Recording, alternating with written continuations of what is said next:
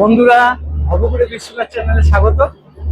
আজ 4 জুলাই রাত্রি 8:30 বাজে, আর আমি এখন এসে পৌঁছেছি কলকাতা স্টেশনে।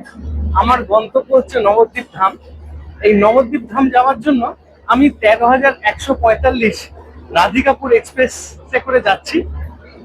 গাড়িটি 8:40-এ ছেড়ে মোটামুটি রাত্রি 11টার মধ্যে নবদ্বীপ ধাম পৌঁছে দেয়। 10:45-এর টাইম, একটু আধটু লেট করে 5-7 মিনিট, কিন্তু ট্রেনটি 2 ঘন্টায় পৌঁছে দেয়। যদিও প্রচুর লোকাল ট্রেন যায়, কিন্তু আমি ভিড় এড়াতে এক্সপ্রেস ট্রেনে যাতায়াত করছি।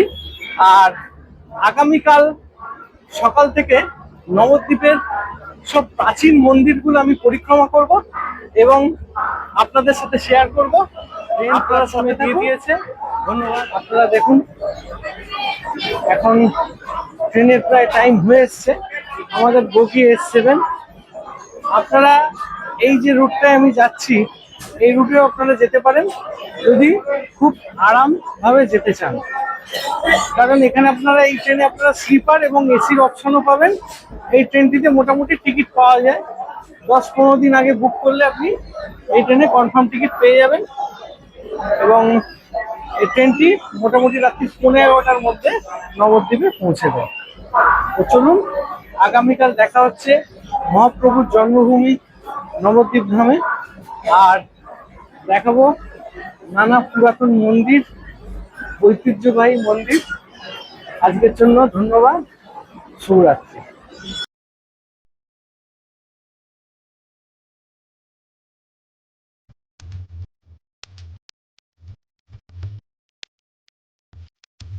সুপ্রভাত বন্ধুরা, আজ 5ই জুলাই 2026। আমি এখন এসে উপস্থিত হয়েছি নবদ্বীপের পোড়ামাতলায়। এই পোড়ামাতলা হলো নবদ্বীপের একটি বহু প্রাচীন ঐতিহ্যমণ্ডিত মন্দির।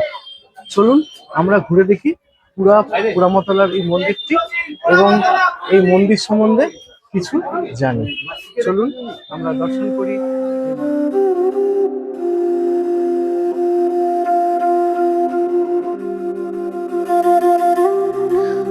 নবদ্বীপের নাম শুনলেই যেমন শ্রী চৈতন্য মহাপ্রভুর প্রেম ভাব মনে ভেসে ওঠে, তেমনি এই প্রাচীন শহরের অলিগলিতে লুকিয়ে আছে শাক্ত সংস্কৃতির এক গভীর শিকড়।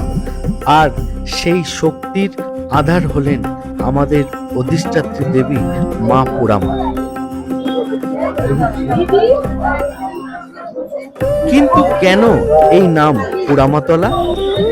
প্রবাদ আছে, বহু বছর আগে এক ভয়াবহ বজ্রপাতে এখানকার বিশালাকার বটগাছটি পুরোপুরি ভস্মীভূত হয়ে গেছিল। কিন্তু আশ্চর্য হলেও সত্য, হাজারো আগুনের শিখা স্পর্শ করতে পারেনি গাছের তলায় প্রতিষ্ঠিত মায়ের মাটির প্রতিমাকে। অলৌকিক সেই ঘটনার পর থেকেই বটবৃক্ষের ছায়ায় বিরাজমান আজও এক বিশাল বটবৃক্ষের গুড়ির ফাঁকে অধিষ্ঠিত মায়ের কোনো নির্দিষ্ট বিগ্রহ নেই। তামার ঘটে দেবী কালিকা রূপে পুজো পান মা। শত শত বছর ধরে কত মানুষের বিশ্বাস, চোখের জল আর মনের আকুতি জমা হয়েছে এই মায়ের চরণে। বলা হয়, পোড়ামাতলায় এসে মাকে ডেকে কেউ কখনো খালি হাতে ফিরে যায় না। গঙ্গা পেরিয়ে নবদ্বীপে এলে যদি পোড়ামাতলার ধূপের সুবাস আর ঘন্টার আলো শব্দে মন না জোড়ায়, তবে তো আপনার নবদ্বীপ ভ্রমণ পুরোপুরি অসম্পূর্ণই থেকে যাবে।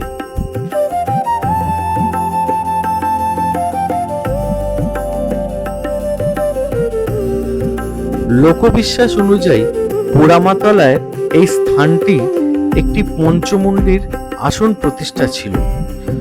কোন এক সিদ্ধ সাধক বটবৃক্ষের তলায় এই আসনে বসে দেবীর সিদ্ধি লাভ করেছিলেন।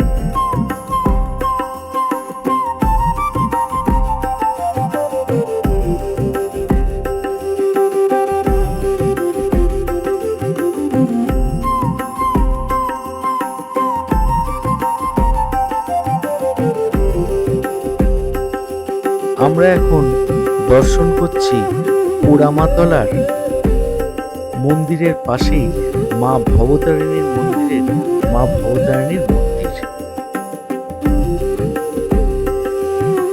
নবদ্বীপে চৈতন্য মহাপ্রভুর বৈষ্ণব ধারার পাশাপাশি দেবী পোড়ামা হলেন শহরের প্রধান শাক্ত দেবী বা মূল রক্ষাকর্ত্রী। নবদ্বীপের বিখ্যাত রাস উৎসবে পোড়ামাতলার মোড় এবং মায়ের পূজা কেন্দ্র করে বিপুল লোক সমাগম হয়। নবদ্বীপে আগত যে কোনো পর্যটক বা ভক্তের জন্য পোড়ামাতলা দর্শন বাধ্যতামূলক বলে মনে করা হয়।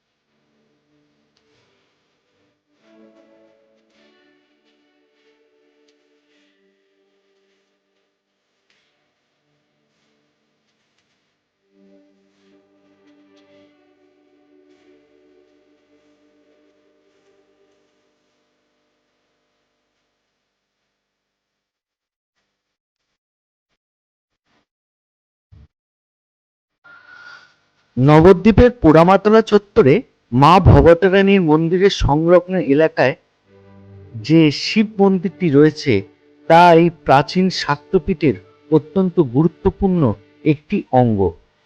শাক্ত ও শৈব সংস্কৃতির মিলনস্থল হিসেবে এই মন্দিরটির বিশেষ আধ্যাত্মিক গুরুত্ব রয়েছে। শাক্ত ধর্মের শাস্ত্রীয় বিধান অনুযায়ী মহাশক্তি কালীর আরাধনা বা উপস্থিতি যেখানে থাকে সেখানে মহাদেবের উপস্থিতি আবশ্যিক।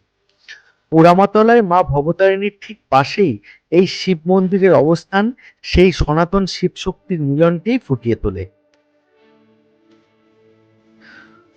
মন্দিরের গর্ভগৃহে ঐতিহ্যবাহী শিবলিঙ্গ প্রতিষ্ঠিত রয়েছে।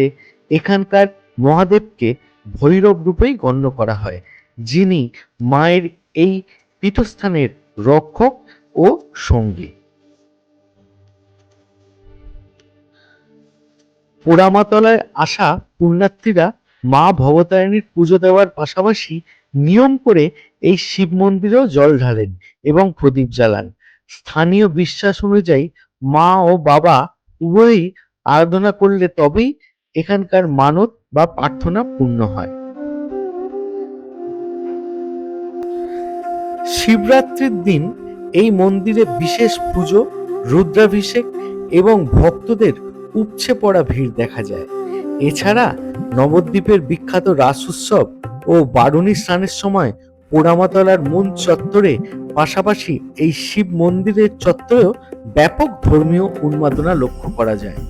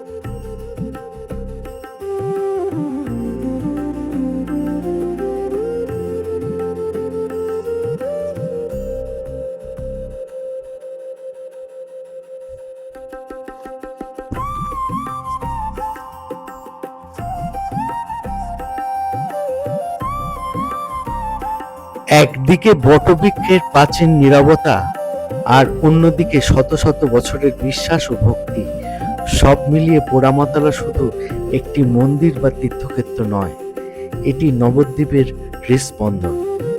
এখানে এসে কপালে মায়ের লাল সিঁদুরের তিলক আর মনে এক অদ্ভুত প্রশান্তি নিয়ে যখন আপনি পা বাড়াবেন, তখন বুঝতে পারবেন কেন শত শত বছর ধরে অগণিত মানুষ তাদের সব কষ্ট আর প্রার্থনা এই বটতলায় সঁপে দিয়ে নিশ্চিন্তে বাড়ি ফিরে যান।